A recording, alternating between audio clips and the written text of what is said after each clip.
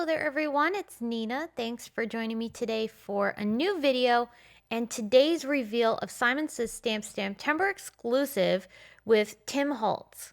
This beautiful Christmas set is absolutely perfect for making a variety of projects, including cards or mixed media pieces, which is what I'm going to be doing today. I'm going to make this beautiful no-line watercolored scene using the main image from the stamp set along with the snowflakes and one of the greetings. I'll then turn this piece into a mixed media framed art element, but you could turn this into a card. You could follow along with a lot of the same ideas that I'm going to share today and just translate this into an actual card. So here's the stamp set, which does come with a stencil. This snowfall stencil is perfect for creating a snowy scene around Santa. I'm going to stamp the Santa scene with speckled egg distress ink. This is a very light blue color of ink, and because there's a lot of snow in this scene, I wanted that blue to be the main base color because I'm going to be doing no line watercoloring and I want the lines to disappear, and that blue is going to disappear throughout the coloring, but it's going to help me keep that nice soft color for the snow. I didn't want to go with antique linen in this case, which is normally the color I would have gone for no line coloring. Instead, because of all that snowy area throughout the scene, I went with the blue. So I'm going to do no line watercoloring for this image. I'm going to start in layers. So like right now, I'm coloring the base color for all of the bricks, which are a variety of different colors, red, brown, even some blue and black. And then as I let those areas dry, I move on to another area so that I can continue working across the whole scene and let those pieces dry so that way I can come back in with more color on top after a specific area has dried. So you'll see me bounce back and forth between coloring a base like these trees here, and then I'll go over to the bricks while the trees are drying and add detail layers to those pieces. I'm switching between two different sizes of brushes. I have a number 2 and a number 4, and that allowed me to get into really nice fine detail areas so that way I could maintain a lot of control with where I was adding my color. For the snow and any shadows that I want on top of the snow, I used a very watered down blue to help me maintain the lightness of the snow but still have some shadow. We need that contrast to be able to help us give this image depth. The nice thing with the blue lines is that they were actually a little bit easier to see than antique linen distress ink. So I recommend if you've never tried no line watercoloring, maybe try it with the speckled egg color. It's a little bit easier to see, so you might find it a lot easier to work with versus something like an antique linen. I play around with different tricks trying to add different areas of detail. For something like these trees in the background, they were pretty small and they're also in the background. So I didn't need to add as much detail to them. So for those, I just basically speckled on some color. I just basically dabbed it on, and that allowed me to get some detail to those trees, but I didn't have to literally like draw in lines or anything like that. It just worked out perfectly. So play around as you're coloring, see what you like. Don't be afraid to lift color off. You'll see me once in a while bring my rag in and dab at some of the areas to lighten them a bit. That is such a great helpful trick when you're coloring with watercolor because they react so well to your water that you add, and also any color that you add on, color that you take off, water that you add on, water that you take off. You can really play around and get new looks with your watercolors just by using things like a rag to help lift color. I did a mix of blues for the sky, and I also added a bunch of water to help get that moving. And then while that dried, I went through and added a little bit more detail to Santa's suit. I added some splatters, didn't really like how they looked, so they were a little too strong. I ended up going ahead and actually dabbing those off, which lightened them on the snow, but I wanted those darker splatters up top. So I'm wrapping up the coloring at this point. This did take quite a bit of time to color. It was a lot of layers, a lot of going back and forth over the different spots, but I really loved how it turned out. So this is going to get set aside to dry, and meanwhile we're going to work on creating our frame. So the frame is one of Tim Holtz's bases. This is a really nice textured frame. I love it. It's perfect for a variety of different projects that you want to frame up. I thought it'd be fun to paint the frame with a white color and then bring in a few other colors to help distress it. So once the white paint dried, I brought in some mica stain and I'm just spraying that. This is the Iron Gate color. I'm just spraying that on different areas of the frame. I'm going to move it around a little bit with my brush so that it has a little bit more of a brush stroke effect and not so blobby. When I have that spread across my frame, then I also brought in some Faded Jeans distress paint, and I'm gonna just brush that on, almost a dry brush effect onto different sections of the frame. That adds a little bit of color, and then I'm gonna let all that dry. It's gonna create a really neat variegated and textured frame for this scene.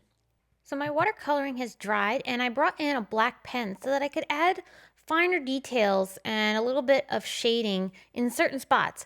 I really love a sketchy pen look on certain pieces, and this one was just making me itch to do it. So I added a little bit of detail here and there, just basically just sketch lines on Santa and also the snow, some of the trees.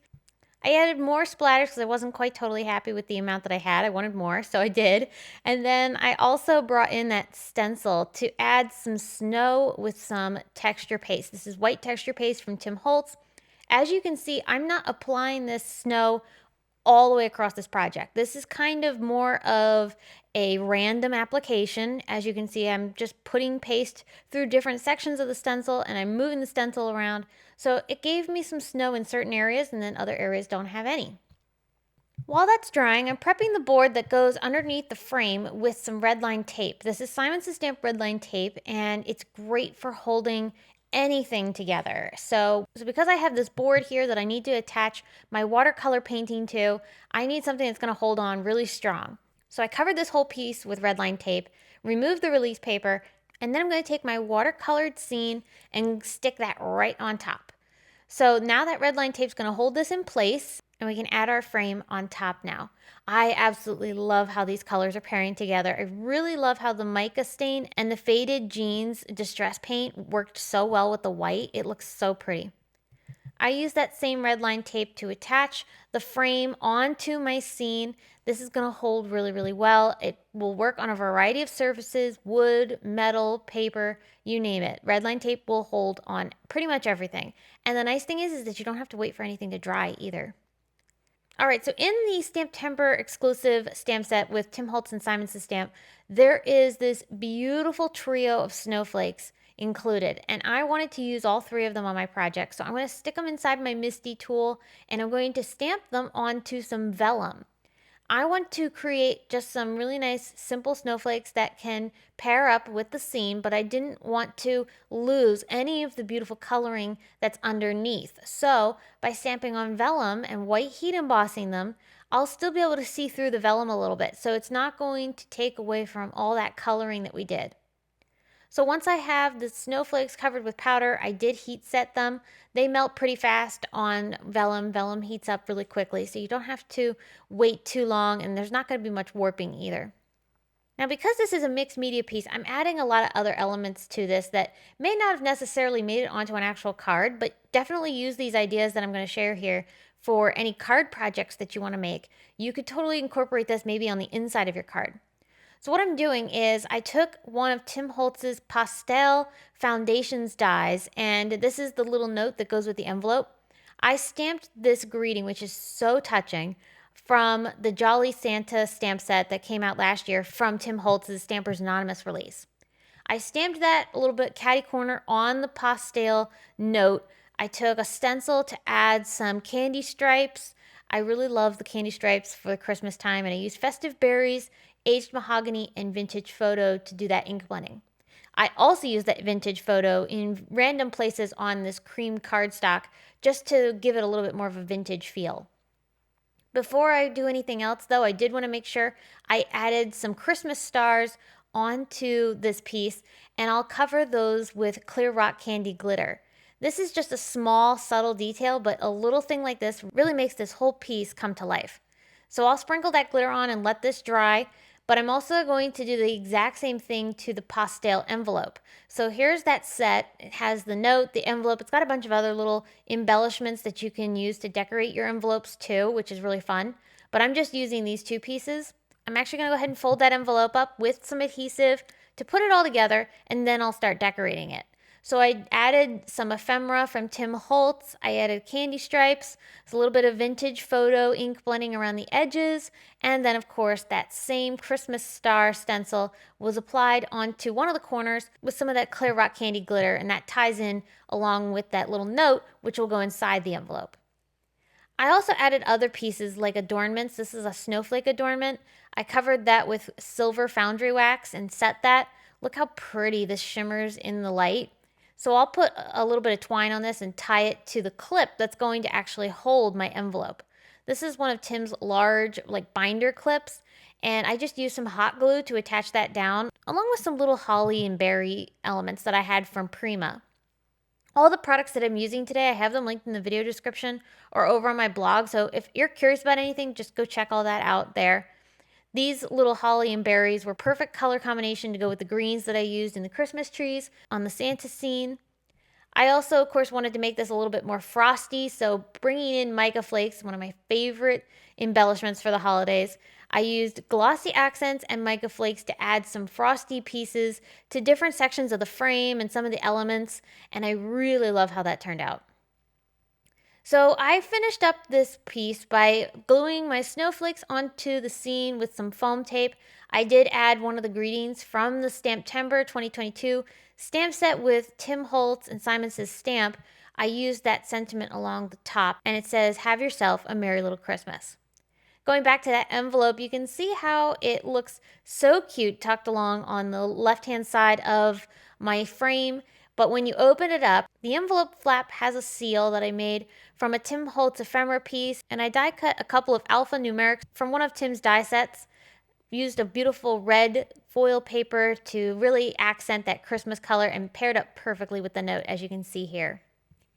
Other things that I really loved about this project were the fact that the mica flakes added such a frosty feel and ties in the snow that we added on top of our watercoloring.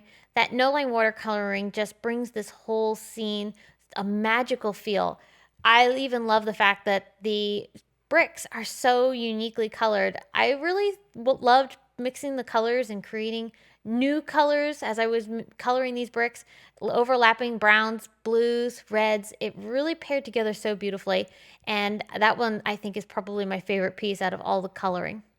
Well, I hope you were inspired by the ideas that I shared today in this project. I hope that you will try it out and maybe make something like this with the Tim Holtz STAMPtember 2022 exclusive with Simon Says Stamp. This set is only available while supplies last, so if you like it, definitely make sure you grab it while you can. I do have links to everything down below in the video description or over on my blog if you're interested. And I thank you so much for stopping by and watching this video. I'll be back soon with more inspiration to share with you. But until I see you again, I hope you have a fabulous day, and thanks for watching.